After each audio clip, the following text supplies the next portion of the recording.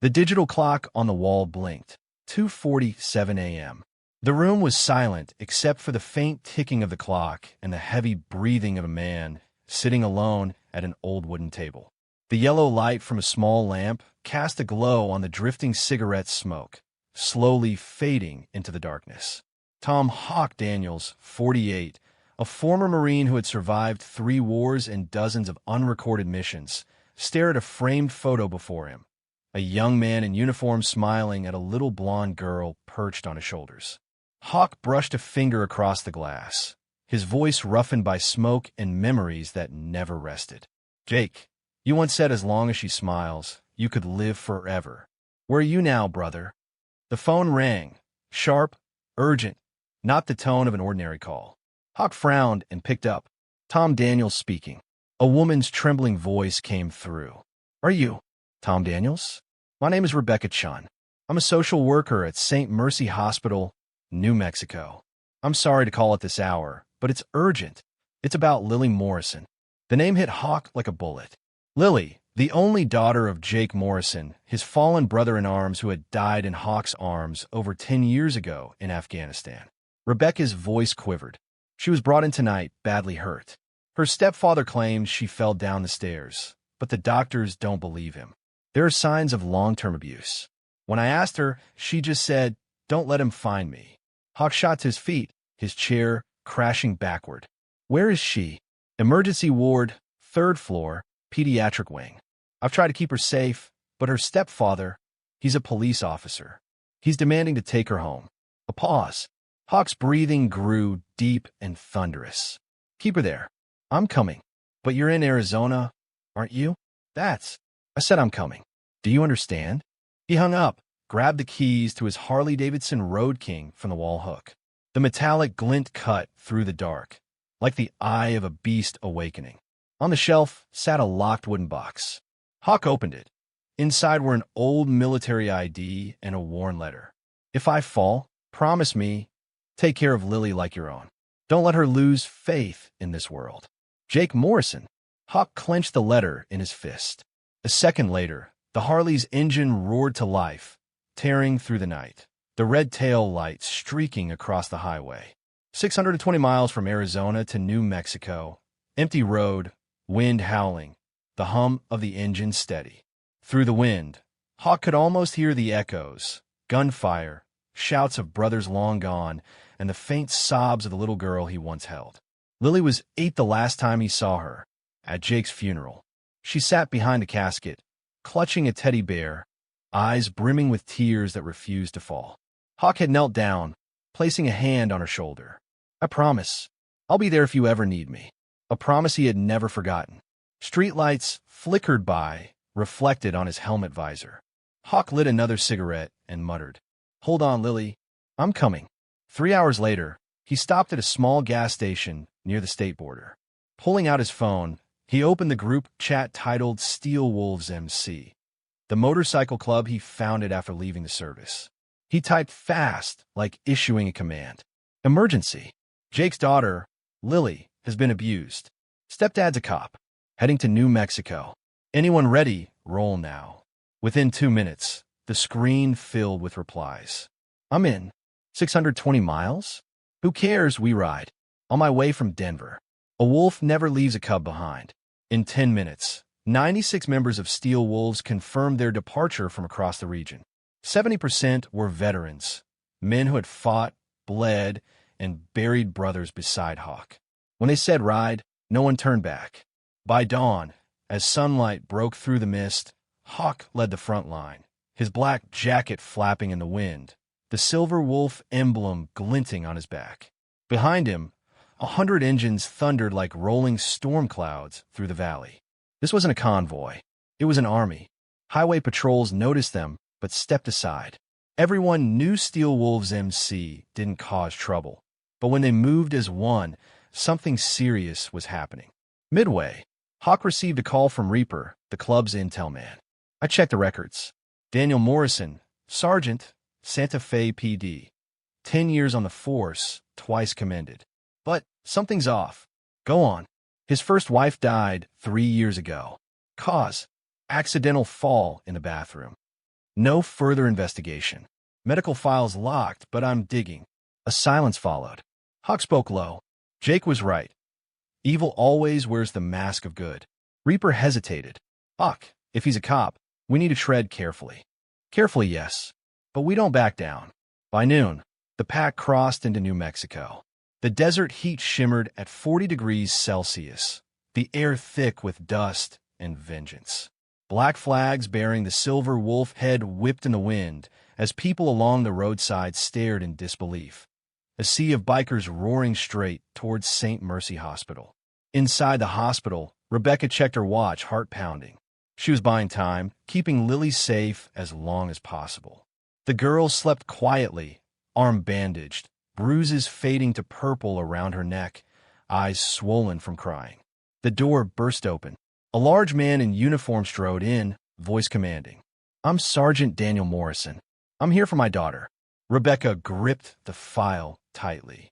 I'm sorry, sir, but the doctors haven't cleared her discharge. And her legal guardian is on his way. He narrowed his eyes. Guardian? Who? Her voice trembled, but she stood her ground. Tom Daniels, your late wife's husband's comrade. Jake Morrison's brother-in-arms.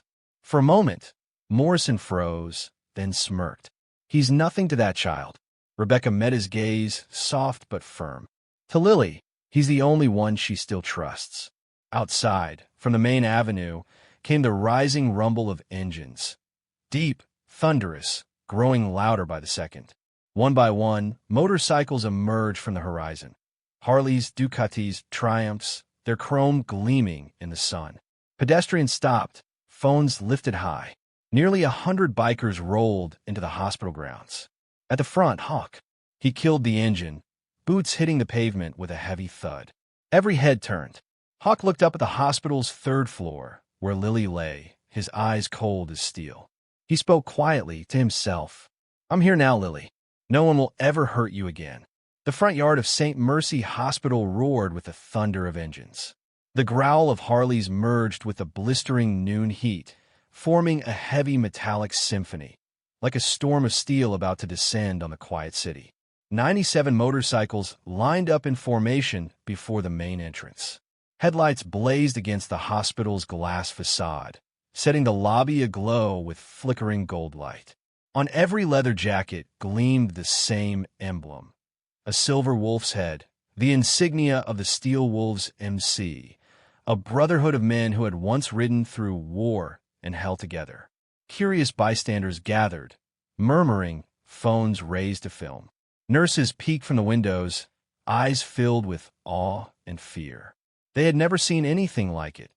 Nearly 100 bikers dressed in black, standing silently in the sweltering heat, eyes fixed on the hospital's third floor.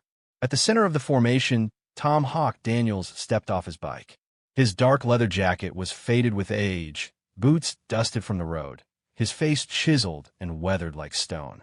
He removed his helmet, lit a cigarette, the flame catching in his deep, unwavering eyes. Beside him stood Reaper, a massive man with arms like steel cables and a beard thick as wire. Hawk, we've swept the area. Local PD's on their way, but no one's daring to approach. They think we're here to start a riot. Hawk smirked. We're not here to fight. We're here to keep a promise. His gaze swept across the familiar faces. Mechanics, truckers, ex-soldiers, and a few gray-haired veterans whose stance still carried the discipline of warriors. Listen up. Hawk's voice boomed like thunder under the sun. No one touches anyone. No one breaks the law. We stand here, under the sky, until that girl is safe. Roger that. The reply came in unison, sharp, disciplined, like a battlefield command. Inside the hospital, Rebecca Chun watched from behind the glass. Her heart pounded as she saw the mass of bikers filling the courtyard. In 10 years as a social worker, she had never seen strangers risk everything to protect a child. She turned toward the hospital bed, where Lily lay, her small body fragile beneath the bandages and four lines. When the engines rumbled outside, Lily stirred, whispering weakly, Are they here for me? Rebecca squeezed her tiny hand and nodded. Yes, sweetheart, they're here for you, because of a promise your father left behind. Lily's pale blue eyes shimmered with tears, and for the first time since her admission, she smiled. Then the automatic doors at the hospital entrance slid open. A tall man in a police uniform stepped out, Sergeant Daniel Morrison, broad-shouldered, muscular, and radiating authority. Behind him came two younger officers and a lawyer. Morrison strode down the steps, stopping face-to-face with Hawk. Two men, one a cop representing the law, the other a veteran carrying the weight of battlefields, stood inches apart. For several seconds, neither spoke. The only sounds were the wind, the dust, and the idle growl of hot engines. Finally, Morrison broke the silence, his tone calm but icy. "Mr. Daniels, I know you were Jake's friend, but this doesn't concern you. The girl is my daughter. I have every right to take her home." Hawk exhaled smoke, eyes steady. "The girl says you hit her, says you killed her mother. You think I'll just stand here and watch?" Morrison narrowed his eyes, lips curling into a smirk. "The delusions of a traumatized child. I have evidence, records, witnesses. What do you have, Daniels?" A gang of road trash. Engines rumbled louder behind Hawk, like thunder rolling closer. His voice dropped low, gravelly but sharp as a blade. "No, I have the truth, and 97 men ready to defend it." The tension snapped tight. Two officers behind Morrison instinctively reached for their holsters. But in the same heartbeat, a dozen bikers shifted stance, fists clenched like loaded weapons. Hawk raised a hand. "No one moves." He took a step forward, his words deliberate and hard. "We're not against the law, but we won't let an abuser walk away with that child. If you're innocent, let the court decide." Morrison scoffed, voice dripping with contempt. "You think the court will listen to a pack of nobodies on motorcycles?" Hawk answered calmly. "Maybe not, but the whole country will." The words cut like a blade. Morrison hesitated, glancing around. The crowd had thickened, reporters and cameras now filming every second. Two men, law and loyalty, stood locked in silent battle before the eyes of a nation. At that moment, Reaper's phone buzzed. He turned to Hawk. "Message from Chains. He's a lawyer now in the next state. He can get a temporary suspension order of custody for 24 hours. He's on his way. Keep him here. Don't let Morrison take the girl." Hawk nodded. "Fast as you can." Just then, Rebecca rushed into the lobby, breathless. "Mr. Daniels, the doctors say Lily can be discharged tonight. They can't keep her if her stepfather presents the papers." Hawk turned toward Morrison, eyes dark as storm clouds. "In such a hurry? The child's still hurt, and you want to drag her home already?" "It's my home, my business." "No, it's where the crimes began." The wail of police sirens echoed from afar, growing louder. Reaper leaned in. "Hawk, what now?" Hawk checked his watch, then looked up toward the third-floor window, where Lily watched from above. "We hold our ground. No attacks, no retreat." He lifted his radio, voice cutting through the noise like steel. "Wolves form a perimeter. No unauthorized personnel within 20 meters. Anyone who touches that girl is the enemy."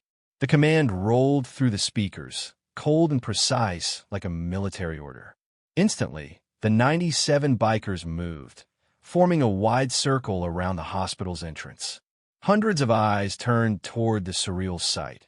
Men with sunburned skin and leather jackets, standing unmoving beneath the brutal sun, guarding a child they'd never met. Inside, Rebecca held Lily close by the window. From above, they could see the sea of black jackets below, and at the center, Hawk, head tilted up, eyes fixed on them. Lily clutched her hand, trembling. "I'm not scared anymore." Rebecca smiled softly. "That's because you're not alone anymore, Lily."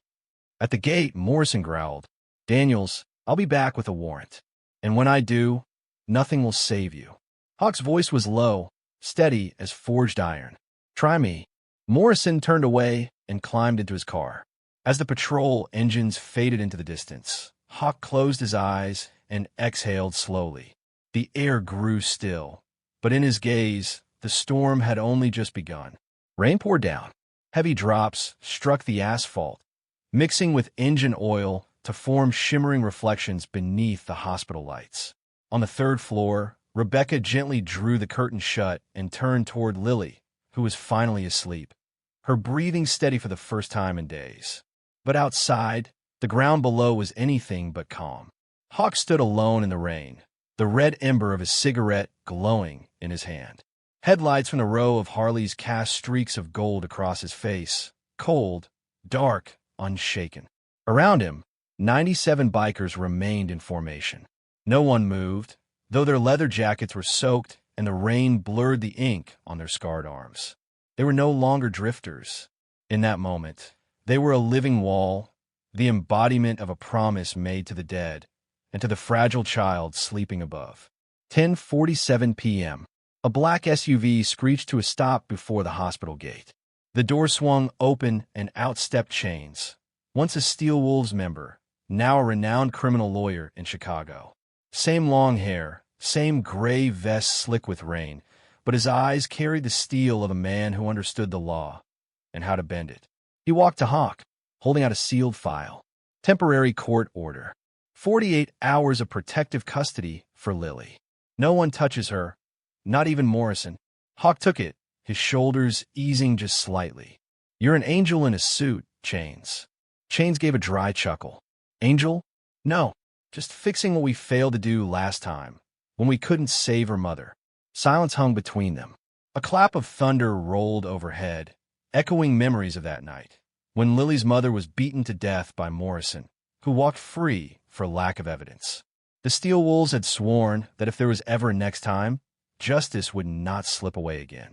Inside the hospital, Morrison stormed down the corridor, dripping wet, rage twisting his face. He had just received the call. Custody suspension order approved. His jaw clenched, his eyes burned red. They think this is over? I'm the law in this damn town, he shouted, slamming his fist into the wall, leaving a spiderweb crack. A nervous officer following him murmured, Sergeant, calm down. There are reporters outside. Shut up. Morrison barked. That girl's a witness. If she talks, I lose everything. He strode toward room 312, Lily's room. Outside, Chains spread a hospital map on his iPad, coordinating with Hawk. We need to anticipate his move. If Morrison's desperate, he won't wait for court. Hawk nodded. Reaper, send 4 men inside. No weapons. Assist Rebecca and Lily. Stay quiet. Don't alarm anyone. Reaper gave a sharp nod. 4 bikers broke from formation and entered the building through the rain, silent shadows against the storm. Room 312. Rebecca had just finished changing Lily's bandages when heavy footsteps echoed down the hall. The door burst open. Morrison stood there, eyes blazing, hair dripping, uniform wrinkled and soaked. Step aside, Rebecca. This is family business. Rebecca stepped in front of the bed, trembling but firm. No, the court has issued a protective order. Before she could finish, Morrison lunged forward, striking her hard across the face. She hit the wall and fell. Rebecca's scream jolted Lily awake, eyes wide with terror. Stepdad, she whimpered. Morrison's grin twisted. That's right, sweetheart. Daddy's here to take you home. Lily burst into tears, scrambling backward until she hit the corner. Morrison reached out, just as the door flew open. A punch landed square on his jaw, dropping him backward. Reaper stormed in, roaring like a beast. Touch her again, and I'll snap your neck. Morrison staggered up, drawing his gun in fury. Stay back. I'm a cop. Anyone who resists me resists the law. The other 3 bikers entered, forming a shield in front of Lily's bed. Rebecca crawled to the wall, slamming her hand on the emergency alarm. The shrill wail of sirens echoed across the floor, and outside, Hawk and Chains heard it. Hawk charged into the elevator, voice steady over the comms. 3rd floor, room 312. Morrison's armed. Wolves lock the exits. No one leaves. The elevator shuddered upward, lights flickering.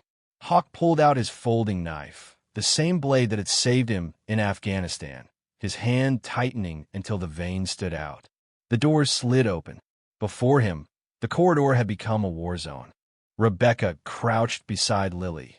Reaper stood bleeding from his temple, shielding them. Morrison, wild-eyed, held the gun with trembling hands. Enough, Daniel, Hawk said, his tone calm but heavy. Put the gun down. She's not yours anymore. Morrison's voice broke. You don't understand. I lost everything because of her. I can't let her speak. He pulled the trigger. The shot rang out, the bullet grazing Hawk's shoulder and shattering into the wall. Hawk lunged. Two men collided like predators. The room erupted in chaos. The crash of metal, the shatter of glass, grunts, and the sound of fists slamming flesh. Reaper moved forward, but Hawk stopped him with a gesture. He's mine. One strike. A block. A final blow. Morrison crashed against the steel table, the gun skittering across the floor. Hawk seized it, aimed, but didn't fire. He looked the man dead in the eyes. Justice doesn't need my hands, Daniel. It'll find you on its own. Police swarmed the room minutes later. Chains led the officers in, holding up the court papers.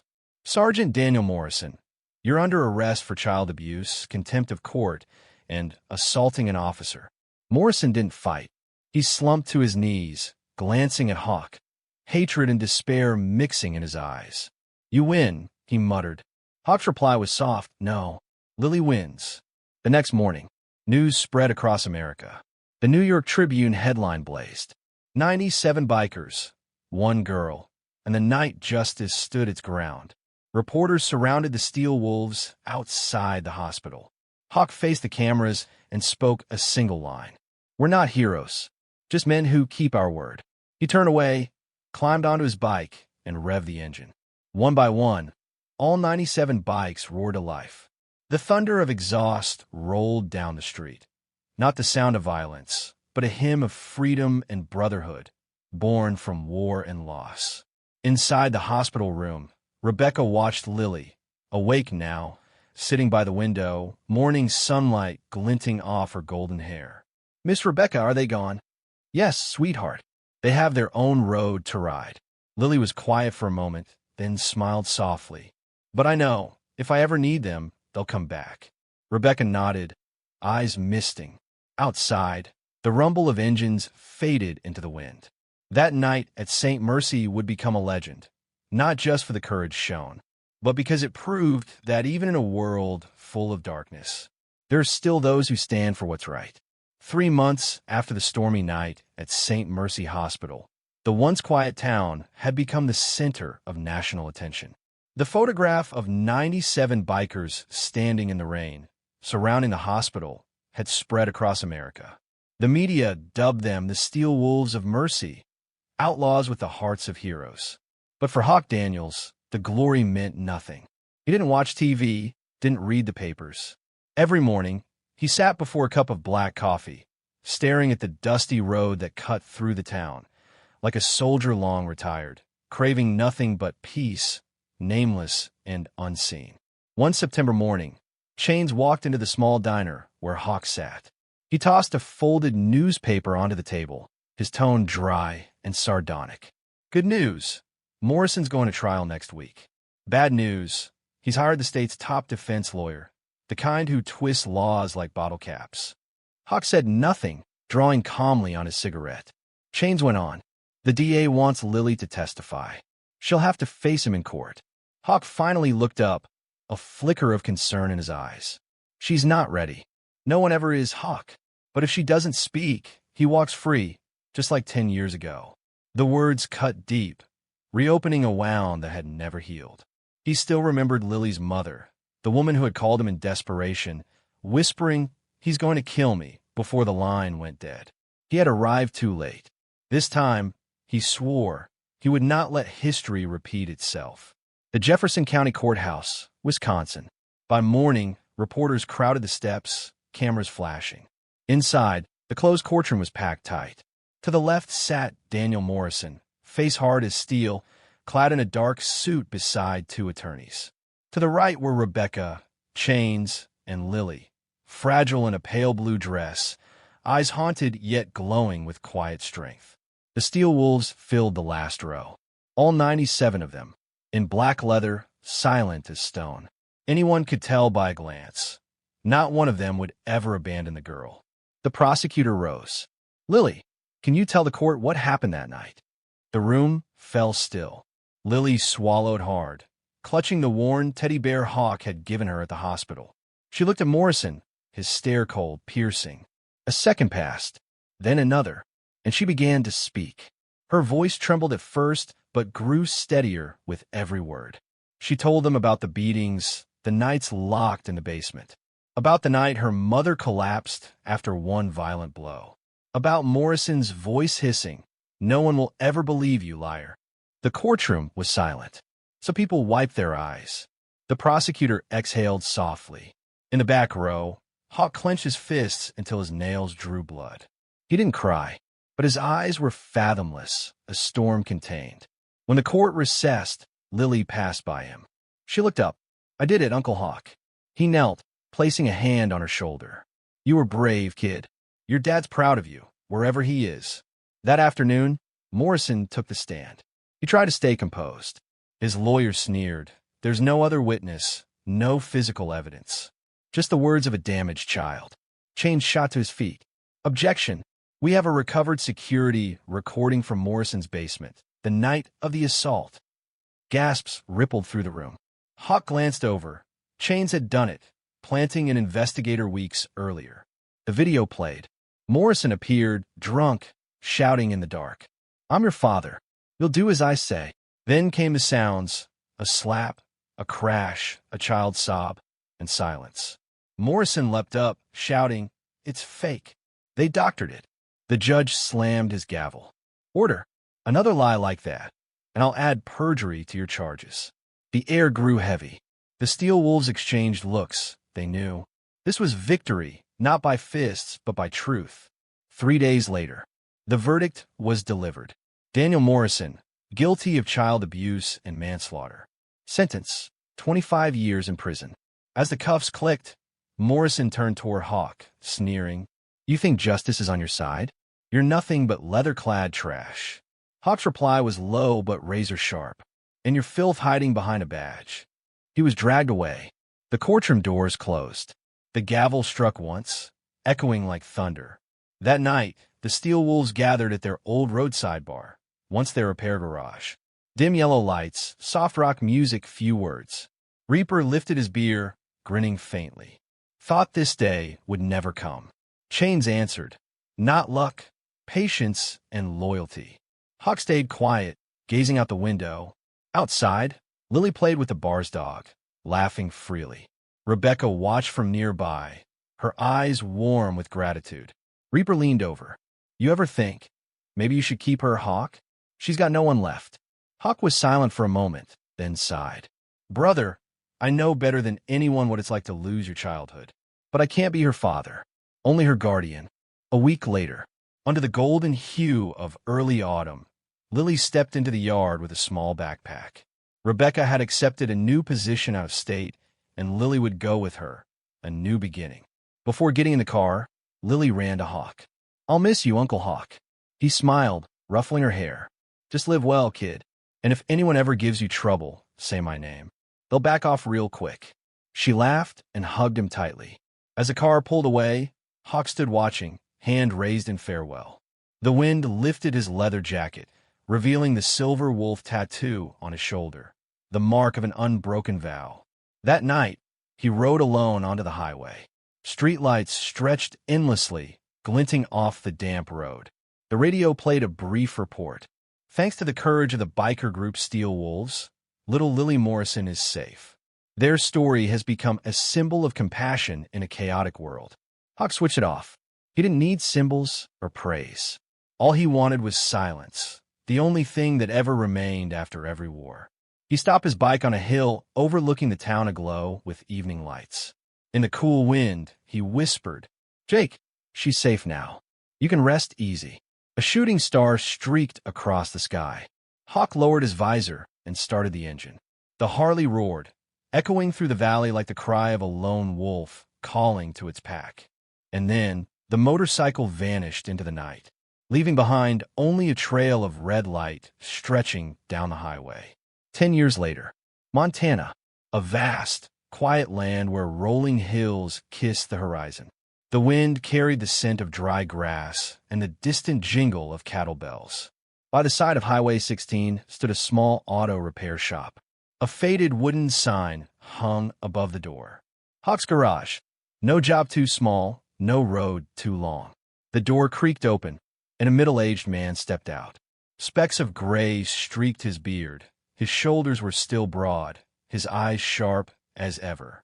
Tom Hawk Daniels, now just a mechanic, living quietly in the wilderness. He wiped his hands with an old rag and looked up as an engine purred to a stop out front.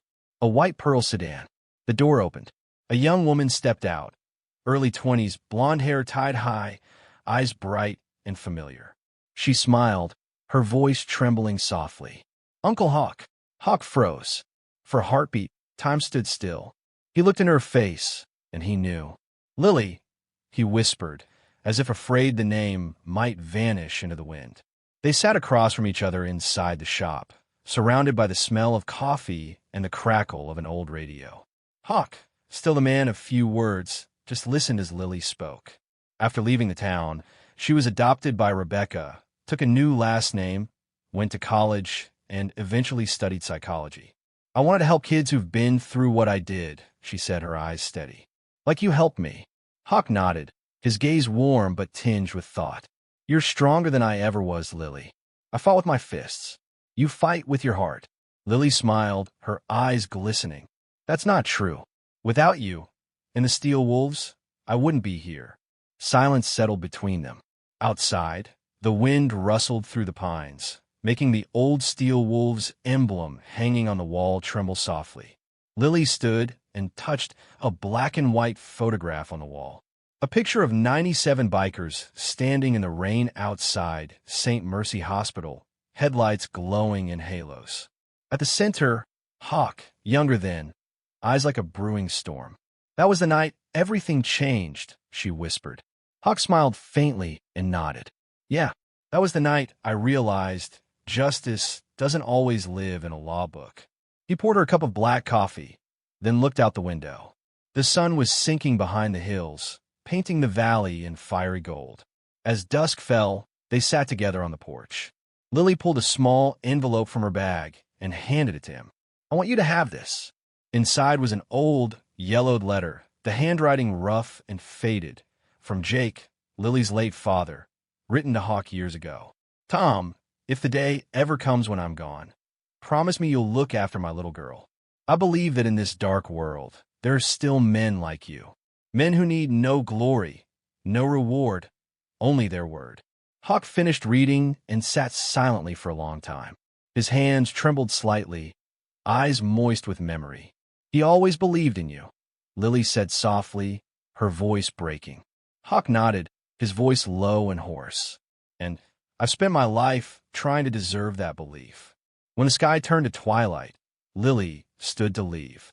She turned toward the old man, standing by the garage, the last rays of sunlight glinting off his shoulder, the faint outline of a silver wolf tattoo still visible. "Can I ask you something, Uncle Hawk?" "Go ahead. If you hadn't come to the hospital that night, would you ever have regretted it?" Hawk smiled, a rare, peaceful smile. "No, Lily. I'd only regret not getting there sooner." Her car rolled away, leaving a trail of dust across the highway. Hawk watched until it vanished, the wind tugging at his jacket. He lit a cigarette, inhaled deeply, and exhaled a thin plume of smoke into the cooling air. Above, a crescent moon rose, casting silver light over the shimmering sign, Hawk's Garage. From the corner, the radio crackled with a news brief.